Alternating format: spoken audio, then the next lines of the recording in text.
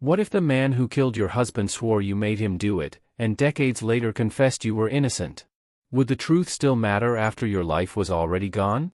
Detroit, February 1895. The door opens. Inside the bedroom, Dr. Horace Elliott Pope lies motionless in his bed. Blood stains the sheets. The room smells metallic. Heavy. He is dead. Not from illness. Not from an accident. But from a hatchet. His skull crushed while he slept. Police flood the house. Boots track blood across the floor. Neighbors gather outside, whispering. Someone says robbery. Someone else says murder. Drawers are open. Furniture is overturned. The room looks torn apart. At first glance, it makes sense. A burglary gone wrong. Detroit in 1895 is a city growing too fast for its own safety. Factories everywhere. Workers packed into neighborhoods. Crime rising with the smoke. Home invasions are common. Violence is expected. So the police think they've seen this before. But then they slow down. They start looking closer. There's no broken window. No forced door. Nothing valuable missing. The house looks disturbed, but not robbed. And suddenly, the chaos outside the home is replaced by something colder. Suspicion. The question changes. Not who broke in. But, who was already inside? To understand how everything falls apart, you need to know what came before. Dr. Horace Elliott Pope and his wife Nellie appeared, on the surface, to have built a stable and respectable life. They lived in a modest home in Detroit. Horace was a seasoned dentist, well known enough in his community to be trusted, but not wealthy enough to draw attention. Nellie, 35 years old at the time, was often described as striking, tall, strong-featured, confident. Some later writers would call her an Amazonian queen, a phrase that would quietly work against her when suspicion began to spread. They had a daughter. 9-year-old Margaret. They had routines. They had a life that, to outsiders, looked ordinary. But beneath the surface, cracks had formed.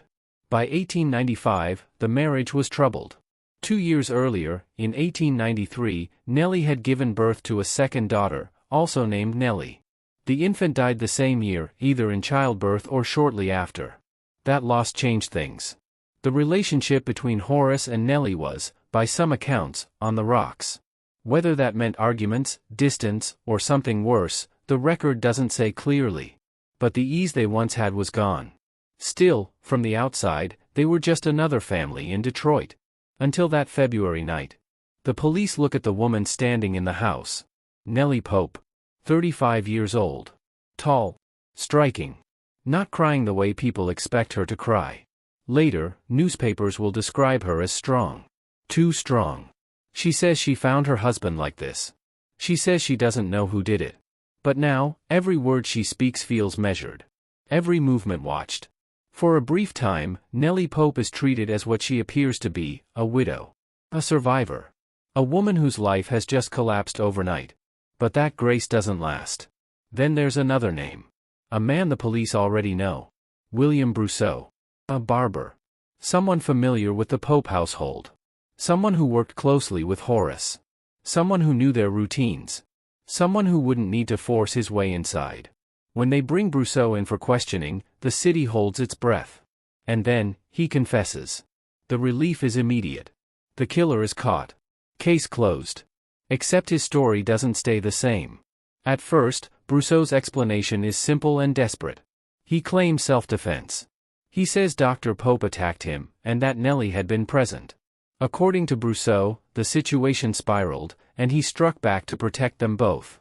Police don't believe him. The story doesn't match the injuries. It doesn't match the scene. And it doesn't explain why Horace was attacked in his sleep. So the pressure increases. And under that pressure, Brousseau tells a new story. This time, he says he didn't act alone. This time, he says Nellie Pope was the mastermind. He claims she wanted her husband dead for the insurance money. That she had planned the killing. That she had drawn him into it. And then he adds the detail that would dominate newspapers and seal Nellie's fate in the public imagination. He says she hypnotized him. Today, it sounds absurd. But in 1895, hypnosis is not a joke. It's feared, studied, believed. Newspapers publish stories about hypnotic control. Doctors debate its power.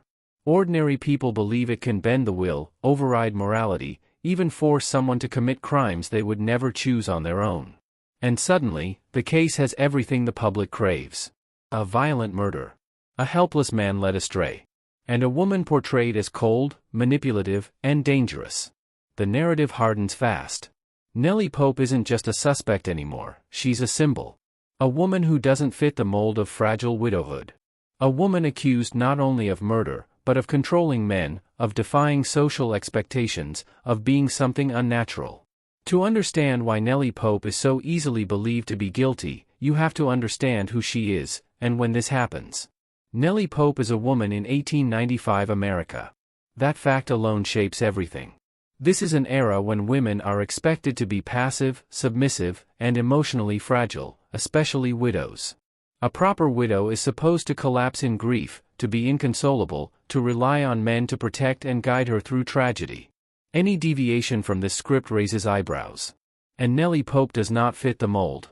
Reports don't suggest she performs the grief society expects. She maintains her composure. She defends herself. She speaks up. And that makes people suspicious. Add to this the element of life insurance.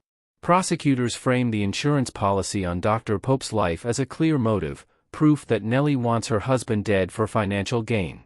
But here's the context they conveniently ignore: life insurance policies are becoming increasingly common in the 1890s. Having one doesn't make you a murder suspect, it makes you financially prudent. Yet in Nellie's case, it becomes damning evidence. Once the narrative takes hold, that Nellie Pope is a calculating wife who used another man to kill her husband, every new detail is interpreted through that lens. Investigators stop asking, "What if she didn't do it?" and start asking, "How did she get away with it?" Police and prosecutors stop asking if Nellie is involved. They start asking how long she's been planning it. Every detail of her life is reinterpreted. Her calm becomes coldness. Her strength becomes suspicion. Her intelligence becomes manipulation. Investigators lean heavily on Brousseau's confession, even though it keeps changing. One day he claims self-defense. Another day he claims conspiracy. Then he adds hypnosis. There is no scientific proof. No corroboration. No expert testimony showing hypnosis could force someone to murder. But in 1895, belief matters more than proof. At trial, the evidence against Nellie is thin, but emotionally powerful. There is no physical evidence tying her to the killing itself. No blood on her hands. No witness who saw her strike the blow. No proof of an illicit relationship between her and Brousseau, despite heavy insinuation. The judge explicitly instructs the jury to disregard such suggestions. But there is William Brousseau. A man who admits to murder and insists he was led to it. The prosecution paints a clean story. A wife motivated by insurance money. A weaker man under her control. A murder planned, not spontaneous. The defense points out contradictions. They highlight Brousseau's shifting stories. They stress the lack of physical evidence. They remind the court that allegations are not facts. But the jury doesn't deliberate long. Nellie Pope is found guilty. Sentenced to life in prison. June 4, 1895. The courtroom is packed. The verdict has been read. Now comes the sentence. Life in prison. Nellie doesn't scream. She doesn't collapse. She stands there, silent, while the room decides who she will be remembered as. And then something happens that will haunt her for the rest of her life. Court bailiffs approach. They have to remove her daughter from the courtroom. 9-year-old Margaret Pope, sobbing, reaching for her mother, is pulled from Nellie's arms. Nellie tries to hold on. But she can't. Margaret is taken away. That image, a mother and daughter torn apart, burns into the memory of everyone present. But it's only the beginning of the separation. The prison is not kind to Nellie Pope. She enters as a convicted murderer and quickly realizes something terrifying. No one is interested in proving her innocence anymore. The case is closed. But the greatest wound isn't the bars. It's Margaret. After the trial, Margaret is adopted. She changes her name. She essentially ceases to be Nellie's daughter. Visits are rare. Letters are censored. Years disappear. According to later accounts, Margaret resents her mother. She never visits Nellie in the Detroit House of Correction. She grows up believing, or at least accepting, that her mother murdered her father. Imagine being a child told your mother murdered your father, then being expected to forget her.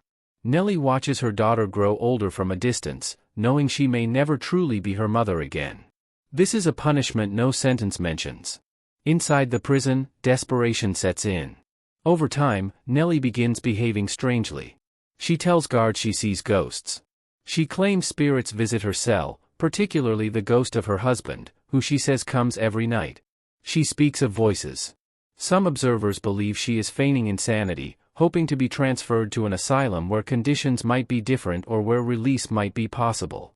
Others believe prison is doing exactly what it has done to countless inmates before her, breaking her mind. The records don't give us a clear answer. What they do show is this: her strategy fails. She remains incarcerated. Outside the prison walls, life moves on. Inside, time stretches endlessly.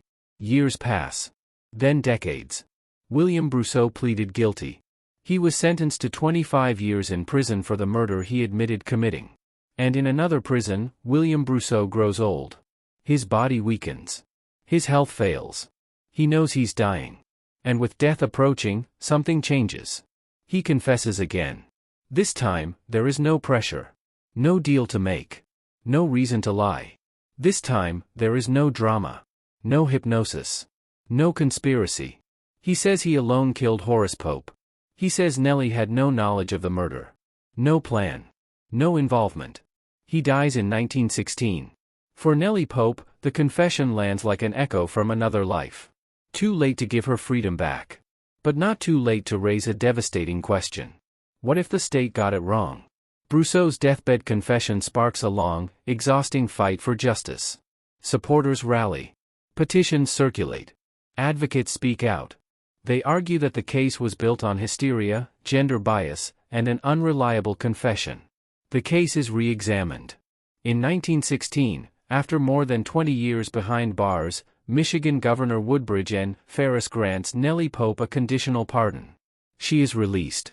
But this isn't a declaration of innocence. It's simply permission to leave. She walks free, but still branded guilty.